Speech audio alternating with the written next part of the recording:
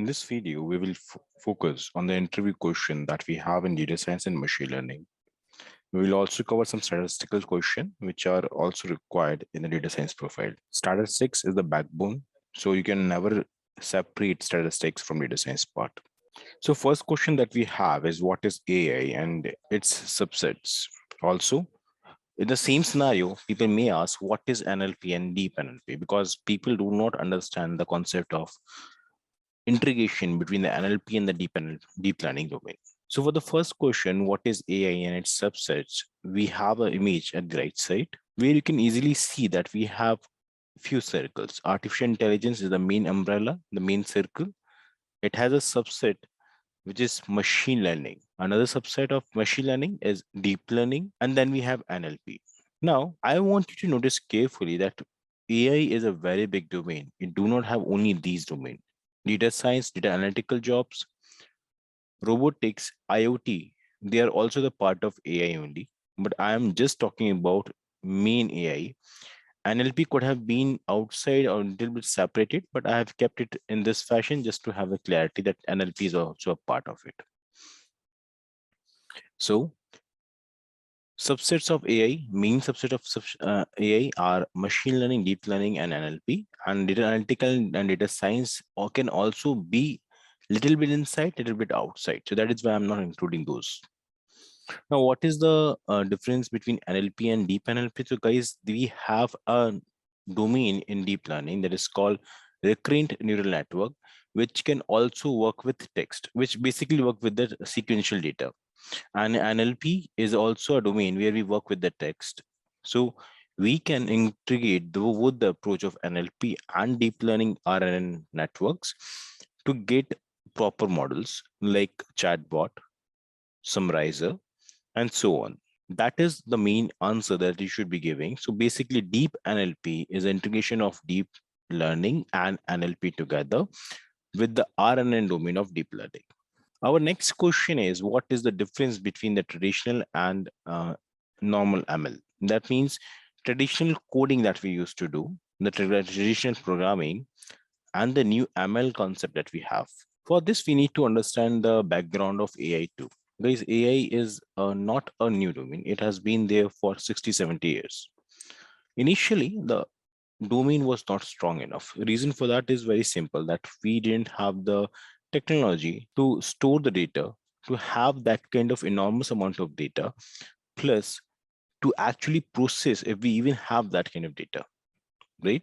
If you recall the computers before 50 years, guys, it was the CPU was of room size and it has less memory what we have in our laptop these days, right? Because of that only, we didn't have this kind of capabilities. Now we do have the capabilities, and if we talk about, it has been actively before 7 or 8 years only. Now, if we talk about traditional programming, guys, it's a rule-based approach that we create. A programmer sits and code, creates a program. Then it takes an input and give it to the machine. Machine, in as a result, give you the outputs. Now, I want you to observe closely that output is going to be fixed here. That means if you have an output, suppose you create an output, this output is going to be fixed every time. The reason for that is that when we are giving a rule-based approach, 2 plus 2 is always going to be 4. Now, that scenario change in machine learning to a great level. When we have an input and we have an output, it goes to the machine. Now, I'll give you an example. Suppose you have a house price prediction and you're trying to, in a house price data, we have the number of rooms. Suppose we have 3 columns, and in one column, we have number of rooms we have. In the second column, we have that how much, you can say, area square foot that is built on. The third column is the house price. So guys, when we say output, the target value is our output. And this output means that what is the price of the house? So the input will be the number of rooms that we have and this area square foot it is built on. We give both of them to the machine. Machine will create a logic. It will read each and every row. It creates a logic out of it, and then it gives you the output. Output will be the price of the house. Now, when we get the output, first there is a stage where we do the training. So training will happen, and in the training, Model will learn for each and every row what is the input, and for every kind of input, what is the output. Second part, when we have this and we are working with that, with this input, we can create a test data. Now, and next time when you give the similar data that this is the room size, these are the rooms, and this is the square feet built on, the machine learning model is capable of predicting what should be the price of this particular house. And that is how machine learning programming works.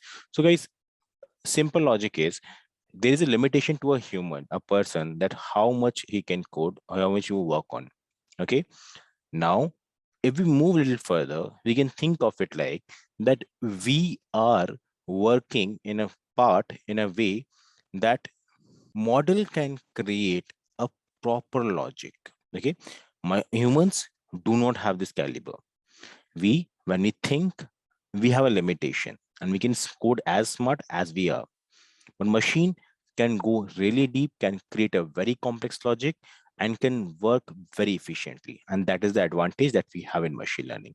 And that is the very reason why machine learning AI domain is so famous these days, because they are capable of working and doing stuff we cannot even imagine. Now let's talk about the main categories that we have in machine learning. When we talk about main categories, ML has, you can say, two main parts: the supervised and unsupervised. Reinforcement learning is also a part, but it is in the very different direction. So I will not take it in the consideration at the moment. First, we will talk about supervised and unsupervised part. In these two major part, we have a label data in the supervised learning, but label is not available in the unsupervised part. So what is the difference between these two? In the unsupervised part, we have a data set which do not have any target value. So we don't really try to find any target value, but we try to find the similarities between the data and hidden structure that we have in the data. So no target value, no label, nothing is there. We just plot the data, we create cluster out of it. And that is the main game that we have in the unsupervised part. When we talk about supervised learning, which is, you can say, it's 90% of your projects. In the supervised learning, you do have the label, and in your label, you also have your target value. That means you have clarity that what you want to find out, and you also have the clarity that what are your features and what they are trying to inform you. Now, feature engineering and pre-processing, everything is there that you have to do for both of the kind of data set. If we talk about reinforcement learning, this is a third part in the machine learning categories. Reinforcement learning is basically a reward system or decision-making process where we have a model that learns by its mistakes. So every time when a model do something which we don't want model to do, it get punished. And every time when it do something that we want model to do, we reward the model. So basically, it's just a counter that we are increasing and decreasing according to the work that the model is doing. This way, model learns very fast. It is very easily used in games, or you can say robotics. So types of supervised learning, we have classification and we have regression. In the classification part, guys, we have to remember one thing, that we are having different target values. That means we have categorical target values, or you can say we have discrete target value. That means 0 or 1, yes or no, true or false kind of value can be there. But in the case of regression, we can take the example of house price only. We have numerical digits, a continuous value, 400, 300, 200, 700, 800. These kind of values will be there. These are continuous value that we have in regression. So by looking at the target value and what you need to find out, you decide that what kind of problem you're dealing with. I hope you understand the difference here. This is very frequently asked an interview question, that what is the difference between classification and regression. Moving forward, what is classification and supervised learning, and name some classification algos. When we talk about classification, I have the same reply on that I have given before this slide. But some algos which are very famous, decision tree, as we support vector machine, KN nearest neighbor, KNN, and you can say some Ansible technique which work with classification also there, but I don't want to include that. Just basic algos should be included in the answer. That is what you need to do.